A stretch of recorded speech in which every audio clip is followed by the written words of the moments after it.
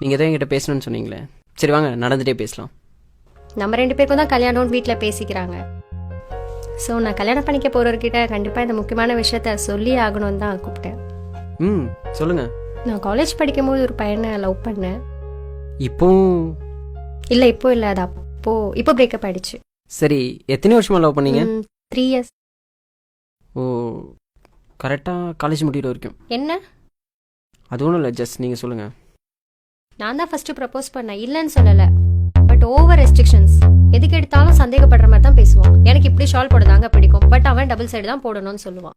Shawl ஒழுங்கா போடு, இப்படி ட்ரெஸ் பண்ணு, அப்படி ட்ரெஸ் பண்ணாத, தனியா எங்கேயும் போகாத, அதை சாப்பிடு இதை சாப்பிடாத. நானும் எங்கேயும் போகக்கூடாது, அவனை கூட்டிட்டு போக சொன்னாலும் பயப்படுவான். இவனோட பேசு அவனோட பேசாத, ஏன் ஃபேஸ்புக் போகக்கூடாதுங்க, அப்படியே போனாலும் ஃபோட்டோ அப்லோட் பண்ணக்கூடாதுங்க, இன்க்ளூடிங் லெகின்ஸ் டிஷர்ட் கூட போடக்கூடாதுங்க. மொத்தத்தில் 3 வருஷமும் சண்டை சண்டை சண்டை தாங்க. அதாங்க பிடிக்கல. இனிமேலாவது என் லைஃப் எனக்கு பிடிச்ச மாதிரியும் எங்கள் அப்பா அம்மாவுக்கு பிடிச்ச மாதிரியும் இருக்கணும்னு நினைக்கிறேங்க. பா, உண்மையிலே சூப்பருங்க. என்கிட்ட, அதாவது உங்கள் லைஃப் பார்ட்னர்கிட்ட இதை பற்றி சொல்லணும்னு நினச்சிது. இதை நீங்கள் என்கிட்ட சொல்லாமல் மறைச்சிருந்துருக்கலாம். பட் லைஃப் ஃபுல்லாக என்கிட்ட மறைச்சிட்டனோ, நான் உண்மையாக இல்லைன்னு நினச்சி ஃபீல் பண்ணிகிட்டே இருந்திருப்பீங்க. அப்படி தானே? இதை சொல்லிட்டா மட்டும் நம்ம ஃப்யூச்சரில் சந்தோஷமாக இருந்துட முடியுமா? இது ஏன் சொல்கிறேன்னா, அவரை விட்டுட்டு வந்த மாதிரி என்னையும் விட்டுட்டு போயிட்டீங்கன்னா, நான் என்ன சொல்ல வரேன்னா, அவர் சொன்ன விஷயங்கள்லாம் நானும் சொன்னால் என்ன செய்வீங்க? அவர் சொன்ன எல்லா விஷயங்களுமே உங்களுக்கு ரெஸ்ட்ரிக்ஷனாக மட்டும் தான் தெரியும். ஏன்னா நீங்கள் ஒரு பொண்ணு. ஒரு பையனை அதுக்கு பின்னாடி எவ்வளோ ரீசன்ஸ் இருக்குன்றது எனக்கு தாங்க தெரியும்.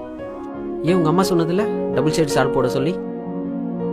நீங்கள் போட்டு போகிற ட்ரெஸ் எல்லாம் பார்த்தா பசங்க எப்படியெல்லாம் பேசுவாங்கன்றது ஒரு பையனா எனக்கு தாங்க தெரியும். நீங்க பாக்குற விதம் தப்பா இருந்தா அதுக்கு நாங்க என்னங்க பண்ண முடியும்? பசங்கனாலே தப்பானவங்க தானே, தப்பா தானே பாக்குறீங்க. பசங்களே தப்பானவங்கன்னா அப்புறம் ஏங்க அவங்கள லவ் பண்ணுறீங்க, ஏங்க கல்யாணம் பண்ணிக்கணும்னு ஆசைப்படுறீங்க?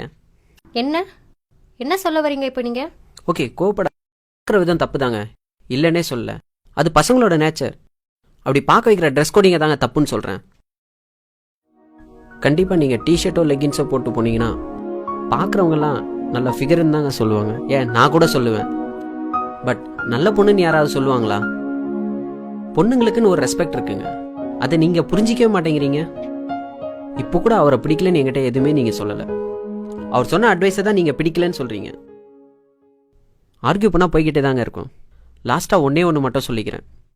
அவனுக்காக நான் ஏன் பண்ணணும்னு நினைக்கிறத விட அவனுக்காக நான் பண்ணாமல் வேறு யார் பண்ணுவாங்கன்னு நினச்சி பாருங்கள். லவ் உண்மையிலே சூப்பராக இருக்குங்க. எல்லாமே சொல்லியாச்சுன்னு நினைக்கிறேன்.